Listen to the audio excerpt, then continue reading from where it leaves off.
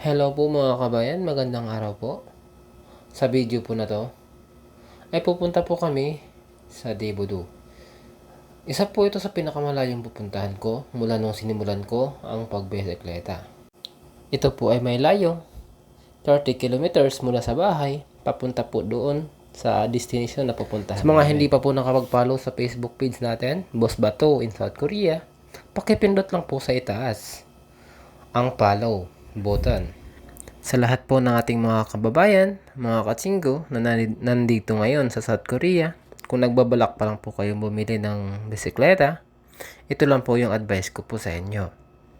Bumili na po kayo yung mas maganda na ang quality.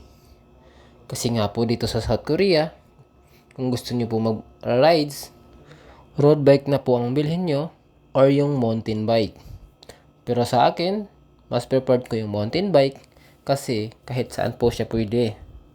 Pwede kang pangbundok, pwede rin po siyang pang highway.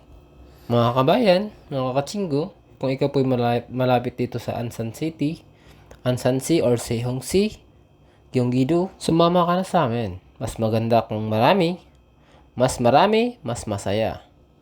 Iba kasi pag marami ang magra-rides, talagang lalong nai-enjoy mo yung rides. Kahit gano'n pa kalayo yan, hindi mo iindahin yung pagod. Kapag meron kang kasama ng mga kababayan natin, mga Pilipino, nandito sa South Korea. Isang taon pa lang ako dito bilang isang OFW sa South Korea. Pero halos kabisado ko na ang mga daan dito. Hindi na ako gumagamit ng mapa para lang makapunta o uuwi sa bahay. Dahil mas familiarize ko na ang bawat daanan dito. Lugar. Nahirapan ako. Wala kasing lugar eh. Mababa yung tubig.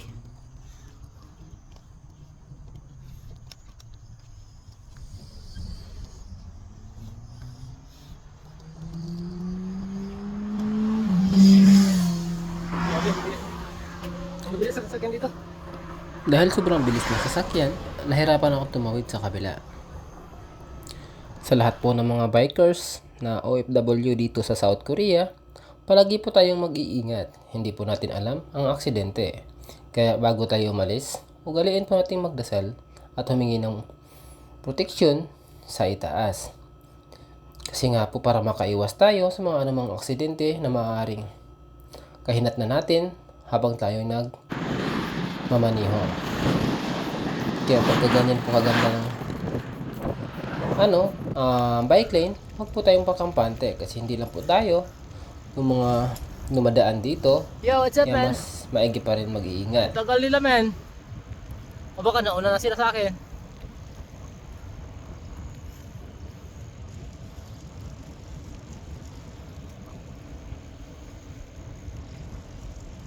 Sila yung nila. Sabi ng babae, no? Sila yung nila. Kinakabahan yata, baka biglang lumiko yung ano natin, bike. Kasi nagnunuhan tayo eh. Diba? Nanuhan ba?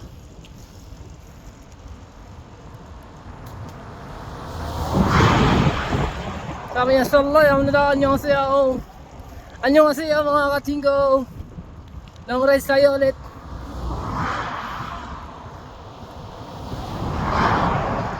Chill lang, chill rides.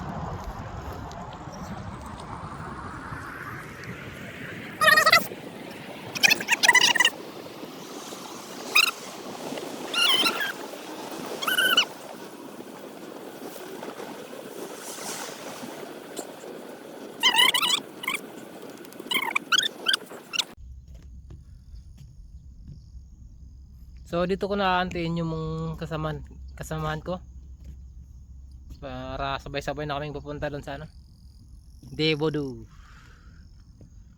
Hi guys, follow nyo naman ako guys. Para naman dadami tayo. Adventure at rides, adventure yung vlog natin, adventure tapos yung mga ganun.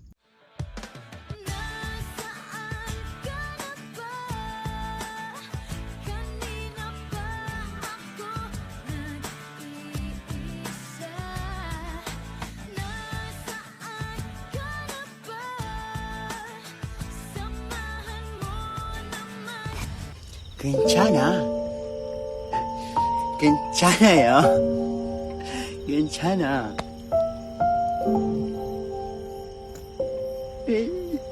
괜찮아. 괜찮아. Oh, tagal mo. Ka lang. Okay. Ang ganda ng bike mo ah. Magkano? 200. 200? Ang ganda-ganda niyan. Mahal yan eh. Na guys, dumating na rin yung isang kasama. Tagal. Isang oras bago dumating. Follow nyo to guys. Anong ano mo? Boss ba to? Boss Bato in South Korea. Yun, boss ba to? Tsaka, ang pangalan mo? Jikim yun. J. Kim Yun. Marami kayong matututunan dito guys. Mga kabulastugan. Oh, hindi. Mga para makapunta kayo dito. Jack sa Kim South Yun, Korea. shout out. The legendary Adventure tayo, FAS. adventure eh. Ayan. Panggabi ka ba? Hmm. Grabe no. Malayo yun. Wala, basic lang sa akin dyan. Yan! Magpapapayat no? Basic lang sa atin yan yung mga malalayo. Tingnan nyo naman guys. Nakailang balik na tayo dyan eh. Oo nga pala no. Nakailang balik ka na dyan? Dalawa pa lang ata. Dalawa? Wala, mga pang-apat na ata. Yan guys. Pag kayo pumunta dito. Sino ba hinahantay natin? Sila ano? Sila